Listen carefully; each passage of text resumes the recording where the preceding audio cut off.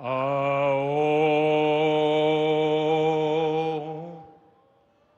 माता वैष्णो देवी दे चरणे च मत्था टेकना। जय माता दी। जम्मू कश्मीर के लेफ्टिनेंट गवर्नर मनोज सिन्हा जी, मुख्यमंत्री उमर अब्दुल्ला जी, केंद्रीय मंत्रिमंडल के मेरे सहयोगी अश्विनी वैष्णव जी,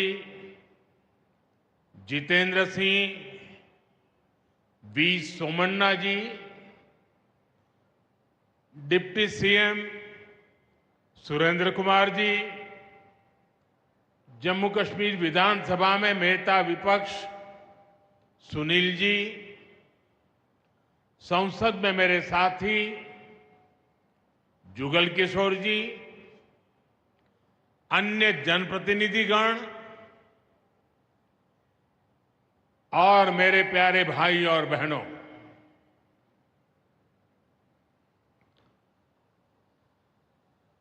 वीर जोरावर सिंह जी की ये भूमि है। मैं इस धरती को प्रणाम करता हूं। साथियों, आज का ये कार्यक्रम भारत की एकता और भारत की इच्छा शक्ति का विराट उत्सव है।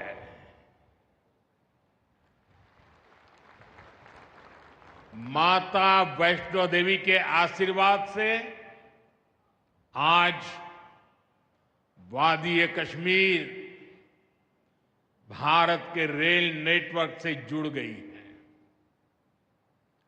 मां भारती का वर्णन करते हुए हम श्रद्धा भाव से कहते आए हैं, कश्मीर से कन्याकुमारी। ये अब रेलवे नेटवर्क के लिए भी हकीकत बन गया है। उधमपुर, श्रीनगर, बारामूला, ये रेल लाइन प्रोजेक्ट ये सिर्फ नाम नहीं है, ये जम्मू कश्मीर के नए सामर्थ्य की पहचान है। भारत के नए सामर्थ्य का जयघोष है। थोड़ी देर पहले मुझे चिनाब ब्रिज और अंजी ब्रिज का लोकार्पण करने का अवसर मिला है। आज ही 2 नई वंदे भारत ट्रेनें जम्मू कश्मीर को मिली है। यहां जम्मू में नए मेडिकल कॉलेज का शिलान्यास हुआ है। 46,000 करोड़ रुपए के प्रोजेक्ट्स जम्मू और कश्मीर के विकास को नई गति देंगे। मैं आप सभी लोगों को विकास के नए दौर के लिए बहुत बहुत बधाई देता हूं। साथियों, जम्मू कश्मीर की अनेक पीढ़ियां रेल कनेक्टिविटी का सपना देखते देखते गुजर गई। मैं कल सीएम उमर अब्दुल्ला जी का एक बयान देख रहा था और अभी भाषण में भी बताया। वो भी बोले थे कि जब वो 7वीं 8वीं में पढ़ते थे तब से इस प्रोजेक्ट को पूरा होने का इंतजार कर रहे थे। आज जम्मू कश्मीर के लाखों लोगों का सपना पूरा हुआ है। और ये भी हकीकत है, जितने अच्छे काम है ना, वो मेरे लिए ही बाकी रहे हैं। साथियों, ये हमारी सरकार का सौभाग्य है कि इस प्रोजेक्ट ने हमारे कार्यकाल में गति पकड़ी और हमने इसे पूरा करके दिखाया। बीच में कोविड के कालखंड के कारण भी अनेक मुसीबतें आई, लेकिन हम डटे रहे। साथियों, रास्ते में आने जाने की मुश्किलें, मौसम की परेशानी, लगातार पहाड़ों से गिरते पत्थर, ये प्रोजेक्ट पूरा करना मुश्किल था, चुनौतीपूर्ण था। लेकिन हमारी सरकार ने चुनौती को ही चुनौती देने का रास्ता चुना है। आज जम्मू कश्मीर में बन रहे अनेकों ऑल वेदर इंफ्रास्ट्रक्चर प्रोजेक्ट इसका उदाहरण है। कुछ महीने पहले ही सोनमर्ग टनल शुरू हुई है। अभी कुछ देर पहले ही मैं चिनाब और अंजी ब्रिज से होकर आपके बीच आया हूं। इन पुलों पर चलते हुए मैंने भारत के बुलंद इरादों को, हमारे इंजीनियर्स, हमारे श्रमिकों के हुनर और हौसले को जिया है। चिनाब ब्रिज दुनिया का सबसे ऊंचा रेलवे आर्च ब्रिज है। लोग फ्रांस में, पेरिस में एफिल टावर देखने के लिए जाते हैं, और ये ब्रिज एफिल टावर से भी बहुत ऊंचा है। अब लोग चिनाब ब्रिज के जरिए कश्मीर देखने तो जाएंगे ही, ये ब्रिज भी अपने आप में एक आकर्षक टूरिस्ट डेस्टिनेशन बनेगा। सब लोग सेल्फी पॉइंट पर जाकर के सेल्फी निकालेंगे। हमारा अंजी ब्रिज भी इंजीनियरिंग का बेहतरीन नमूना है। ये भारत का पहला केबल सपोर्टेड रेलवे ब्रिज है। ये दोनों ब्रिज सिर्फ ईंट, सीमेंट, स्टील और लोहे के ढांचे नहीं है।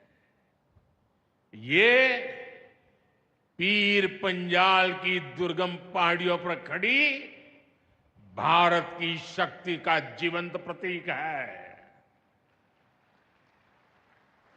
ये भारत के उज्जवल भविष्य की सिंह गर्जना है। ये दिखाता है विकसित भारत का सपना जितना बड़ा है, उतना ही बुलंद हमारा हौसला है, हमारा सामर्थ्य है। और सबसे बड़ी बात, नेक इरादा है, अपार पुरुषार्थ है। साथियों, चिनाब ब्रिज हो या फिर अंजी ब्रिज, ये जम्मू की और कश्मीर की दोनों क्षेत्रों की समृद्धि का जरिया बनेंगे। इससे टूरिज्म तो बढ़ेगा ही, इकोनॉमी के दूसरे सेक्टर्स को भी लाभ होगा। जम्मू और कश्मीर की रेल कनेक्टिविटी दोनों क्षेत्रों के कारोबारियों के लिए नए अवसर बनाएगी। इससे यहां की इंडस्ट्री को गति मिलेगी। अब कश्मीर के सेब कम लागत में देश के बड़े बाजारों तक पहुंच पाएंगे और समय पर पहुंच पाएंगे। सूखे मेवे हो या पश्मीना शॉल, यहां का हस्तशिल्प अब आसानी से देश के किसी भी हिस्से तक पहुंच पाएगा। इससे जम्मू कश्मीर के लोगों को देश के दूसरे हिस्सों में आना जाना भी बहुत आसान होगा। साथियों, मैं यहां संगलदान के एक स्टूडेंट का अखबार में कमेंट पढ़ रहा था। उस स्टूडेंट ने कहा कि उसके गांव के उन्हीं लोगों ने अब तक ट्रेन नहीं देखी थी जो गांव से बाहर गए थे। गांव के ज्यादातर लोगों ने ट्रेन का सिर्फ वीडियो ही देखा था। उन्हें अब तक यकीन ही नहीं हो रहा कि असली ट्रेन उनकी आंखों के सामने गुजरेगी। मैंने ये भी पढ़ा कि बहुत से लोग ट्रेनों के आने जाने का टाइम याद कर रहे हैं। एक और बिटिया ने बड़ी अच्छी बात कही। उस बिटिया ने कहा, अब मौसम तय नहीं करेगा कि रास्ते खुलेंगे या बंद रहेंगे। अब ये नई ट्रेन सेवा हर मौसम में लोगों की मदद करती रहेगी। साथियों, जम्मू कश्मीर मां भारती का मुकुट है। ये मुकुट एक से बढ़कर एक खूबसूरत रत्नों से जड़ा हुआ है। ये अलग अलग रत्न जम्मू कश्मीर का सामर्थ्य है। यहां की पुरातन संस्कृति, यहां के संस्कार, यहां की आध्यात्मिक चेतना, प्रकृति का सौंदर्य, यहां की जड़ी बूटियों का संसार, फलों और फूलों का विस्तार, यहां के युवाओं में, आप लोगों में जो टैलेंट है वो मुकुट मणि की तरह चमकता है। साथियों, आप भली भांति जानते हैं, मैं दशकों से जम्मू और कश्मीर आता जाता रहा। इंटीरियर इलाकों में मुझे जाने का, रहने का अवसर मिला है। मैंने इस सामर्थ्य को लगातार देखा है, महसूस किया है, और इसलिए मैं पूरे समर्पण भाव के साथ जम्मू कश्मीर के विकास में जुटा हूं। साथियों, जम्मू कश्मीर भारत की शिक्षा और संस्कृति का गौरव रहा है। आज भारत दुनिया के बड़े नॉलेज हब में से एक हमारा जम्मू कश्मीर बन रहा है, तो इसमें जम्मू कश्मीर की भागीदारी भी भविष्य में भी बढ़ने वाली है। यहां आईआईटी, आईआईएम, एम्स और नीट जैसे संस्थान हैं। जम्मू और श्रीनगर में सेंट्रल यूनिवर्सिटीज हैं। जम्मू और कश्मीर में रिसर्च इकोसिस्टम का भी विस्तार हो रहा है। साथियों, यहां पढ़ाई के साथ साथ दवाई के लिए भी अभूतपूर्व काम हो रहा है। बीते कुछ सालों में ही 2 स्टेट लेवल के कैंसर संस्थान बने हैं। पिछले 5 वर्षों में यहां 7 नए मेडिकल कॉलेज शुरू किए गए हैं। आप भी जानते हैं, जब मेडिकल कॉलेज खुलता है तो उससे मरीजों के साथ ही उस क्षेत्र के युवाओं को भी सबसे ज्यादा फायदा मिलता है। जम्मू कश्मीर में अब एमबीबीएस की सीटों की संख्या 500 से बढ़कर 1300 तक पहुंच गई है। मुझे खुशी है कि अब रियासी जिले को भी नया मेडिकल कॉलेज मिलने जा रहा है।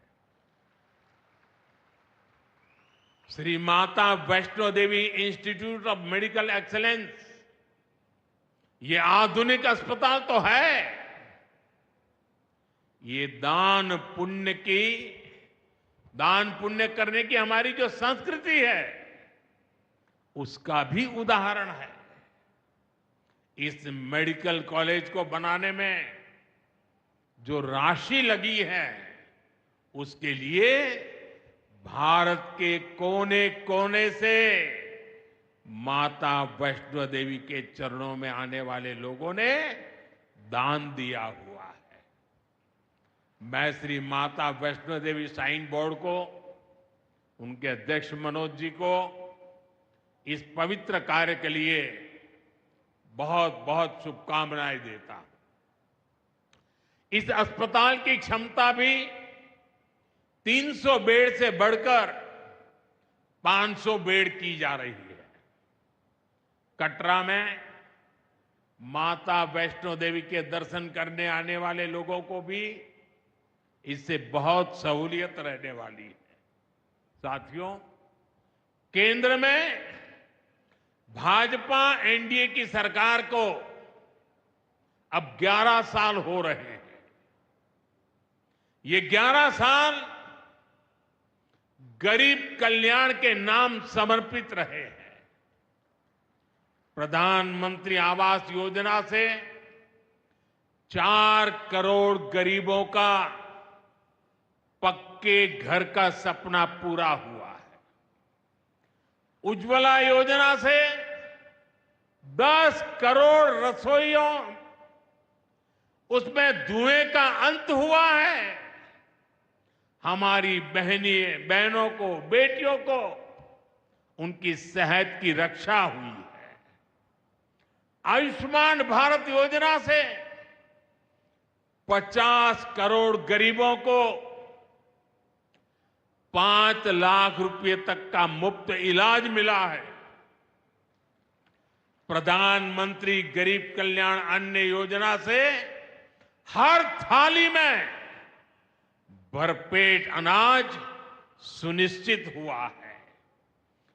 जनधन योजना से पहली बार 50 करोड़ से ज्यादा गरीबों के लिए बैंक का दरवाजा खुला है। सौभाग्य योजना से अंधेरे में जी रहे 2.5 करोड़ परिवारों में बिजली की रोशनी पहुंची है। स्वच्छ भारत मिशन के तहत बने 12 करोड़ शौचालयों ने खुले में शौच की मजबूरी से मुक्ति दिलाई है। जल जीवन मिशन से 12 करोड़ नए घरों में नल से जल पहुंचने लगा है। महिलाओं का जीवन आसान हुआ है। पीएम किसान सम्मान निधि से 10 करोड़ छोटे किसानों को सीधी आर्थिक सहायता मिली है। साथियों, सरकार के ऐसे अनेक प्रयासों से पिछले 11 साल में 25 करोड़ से ज्यादा गरीबों ने गरीबी को, हमारे ही गरीब भाई बहनों ने गरीबी के खिलाफ जंग लड़ा और 25 करोड़ गरीब गरीबी को परास्त कर करके, विजयी होकर के गरीबी से बाहर निकले हैं। अब वो नए मध्यम वर्ग का हिस्सा बने हैं। जो लोग अपने आप को समाज व्यवस्था के एक्सपर्ट मानते हैं, बड़े खेरखा मानते हैं, जो लोग अगड़े पिछड़े की राजनीति में डूबे रहते हैं, जो लोग दलितों के नाम पर राजनीतिक रोटियां सेकते रहे हैं, जरा जिन योजनाओं का मैंने सिर्फ उल्लेख किया है उसकी तरफ नजर कर लीजिए। कौन लोग हैं जिनको ये सुविधाएं मिली हैं? वो कौन लोग हैं जो आजादी के 7 दशक तक इन प्राथमिक सुविधाओं से वंचित रहे थे? ये मेरे दलित भाई बहन है, ये मेरे आदिवासी भाई बहन है, ये मेरे पिछड़े भाई बहन है, ये पहाड़ों पर गुजारा करने वाले, ये जंगलों में बसने वाले, झुग्गी झोपड़ी में जिंदगी पूरी करने वाले, ये वो परिवार है जिनके लिए मोदी ने अपने 11 साल खपा दिए हैं।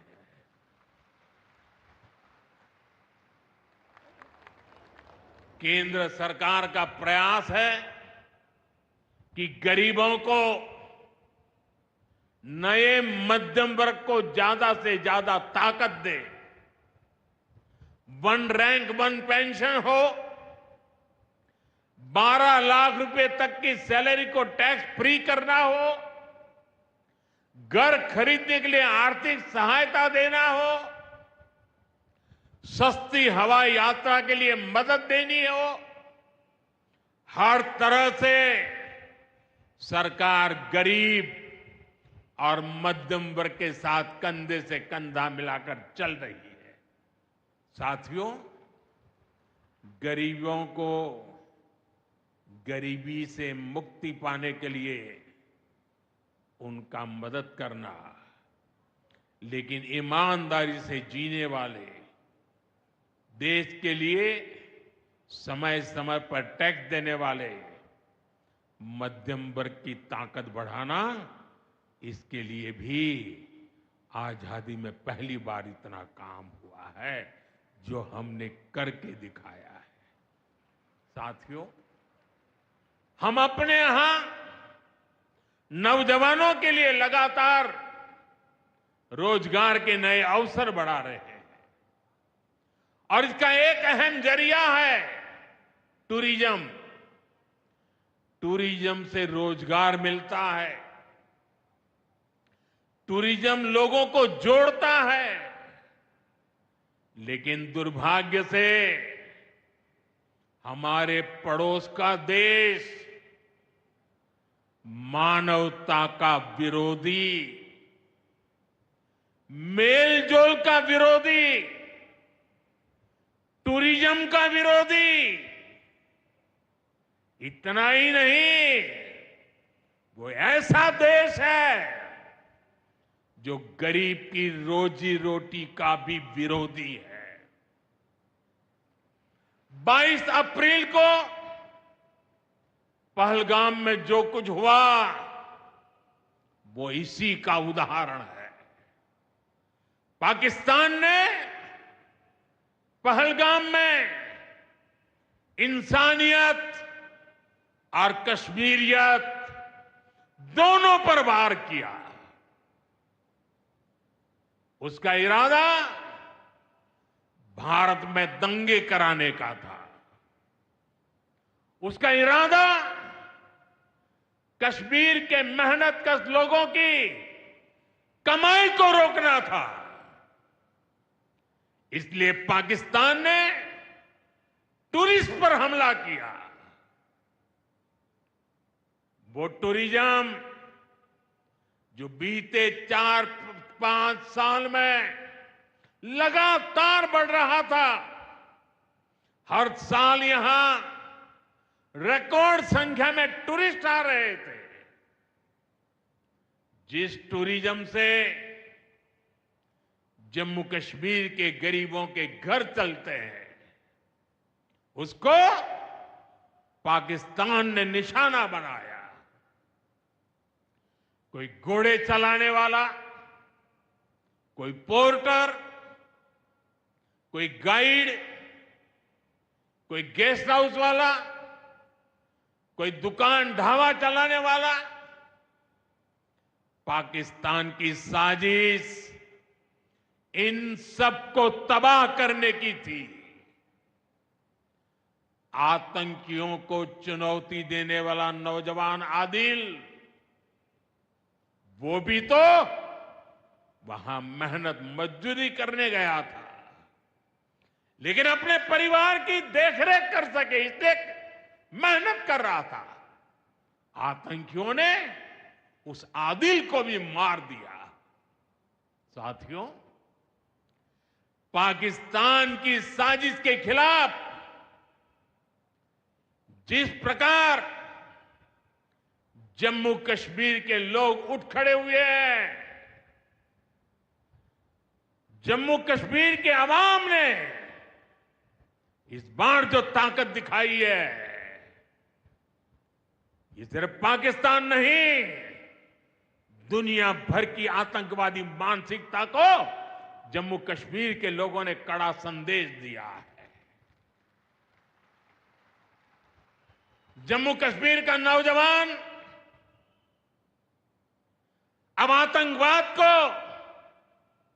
मुंह तोड़ जवाब देने का मन बना चुका है।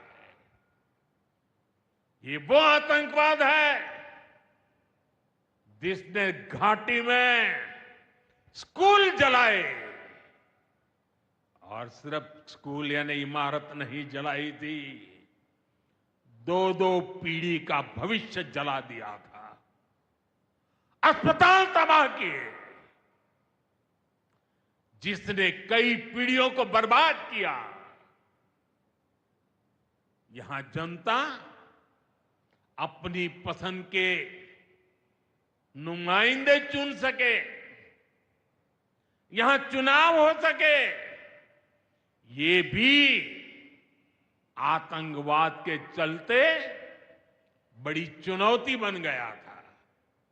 साथियों, बरसों तक आतंक सहने के बाद जैसे जम्मू कश्मीर ने इतनी बर्बादी देखी थी, इतनी बर्बादी देखी थी कि जम्मू कश्मीर के लोगों ने सपने देखना ही छोड़ दिया था। आतंकवाद को ही अपना भाग्य मान लिया था। जम्मू कश्मीर को इस स्थिति से निकालना जरूरी था, और हमने ये करके दिखाया है। आज जम्मू कश्मीर का नौजवान नए सपने भी देख रहा है और उन्हें पूरे भी कर रहा है। अब कश्मीर का नौजवान बाजारों को, शॉपिंग मॉल्स को, सिनेमा हॉल को गुलजार देख करके खुश है। यहां के लोग जम्मू कश्मीर को फिर से फिल्मों की शूटिंग का प्रमुख केंद्र बनते देखना चाहते हैं। इस क्षेत्र को स्पोर्ट्स का हब बनते देखना चाहते हैं। यही भाव हमने अभी माता खीर भवानी के मेले में भी देखा है। जिस तरह हजारों लोग माता के दर पर पहुंचे, वो नए जम्मू कश्मीर की तस्वीर दिखाता है। अब 3 तारीख से अमरनाथ यात्रा भी शुरू होने वाली है। ईद की उमंग भी हम चारों तरफ देख रहे हैं। विकास का जो वातावरण जम्मू कश्मीर में बना था, वो पहलगाम के हमले से डिगने वाला नहीं है। जम्मू कश्मीर के आप सभी लोगों को और आप सबसे नरेंद्र मोदी का वायदा है। मैं यहां विकास को रुकने नहीं दूंगा। यहां के नौजवानों को सपने पूरा करने से कोई भी बाधा अगर रुकावट बनती है, तो उस बाधा को पहले मोदी का सामना करना पड़ेगा। साथियों, आज 6 जून है। याद कीजिए, 1 महीने पहले, ठीक 1 महीने पहले 6 मई की वो रात पाकिस्तान के आतंकियों पर कयामत बरसी थी।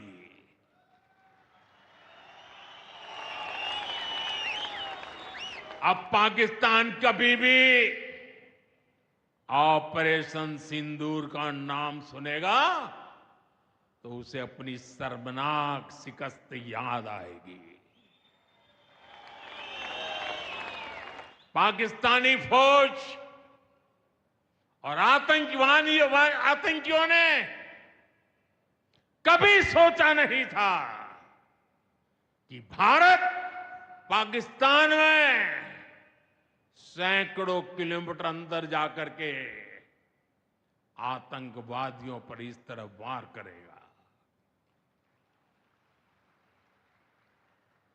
बरसों की मेहनत से उन्होंने आतंक की जो इमारतें बनाई थी, वो कुछ ही मिनटों में खंडहर में बदल गई है। और ये देख पाकिस्तान बुरी तरह बौखला गया था और उसने अपना गुस्सा जम्मू के, पूंछ के दूसरे जिलों के लोगों के पर भी निकाला। पूरी दुनिया ने देखा कि पाकिस्तान ने कैसे यहां घर उजाड़े, बच्चों पर गोले फेंके, स्कूल, अस्पताल तबाह किए, मंदिर, मस्जिद, गुरुद्वारों पर शेलिंग की। आपने जिस तरह पाकिस्तान के हमलों का मुकाबला किया, वो हर देशवासी ने देखा है। इसलिए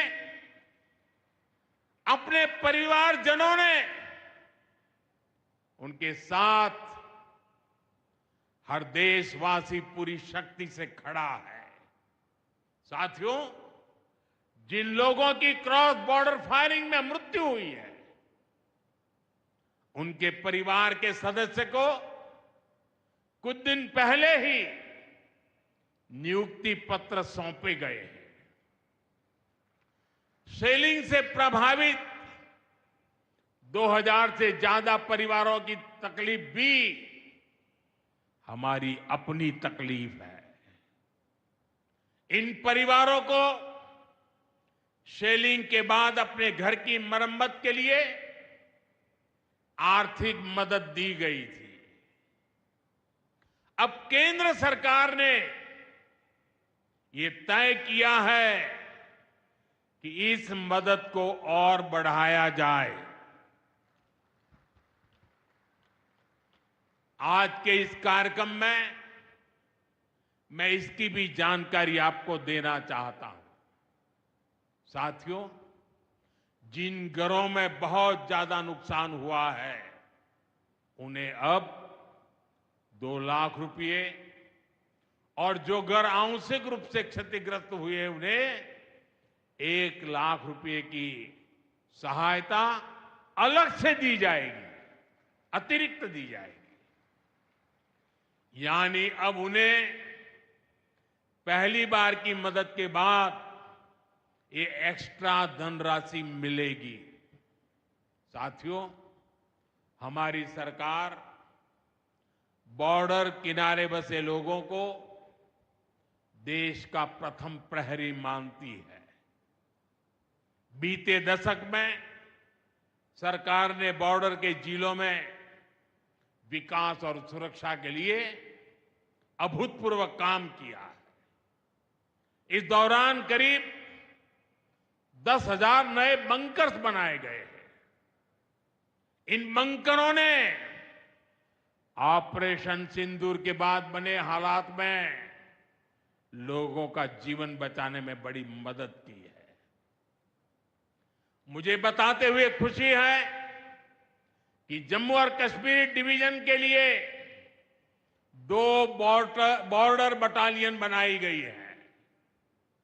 2 वुमेन बटालियन बनाने का भी काम पूरा कर लिया गया है। साथियों, हमारा जो इंटरनेशनल बॉर्डर है उसके पास जो बहुत दुर्गम इलाके हैं वहां भी सैकड़ों करोड़ रुपया खर्च करके नया इंफ्रा बनाया जा रहा है।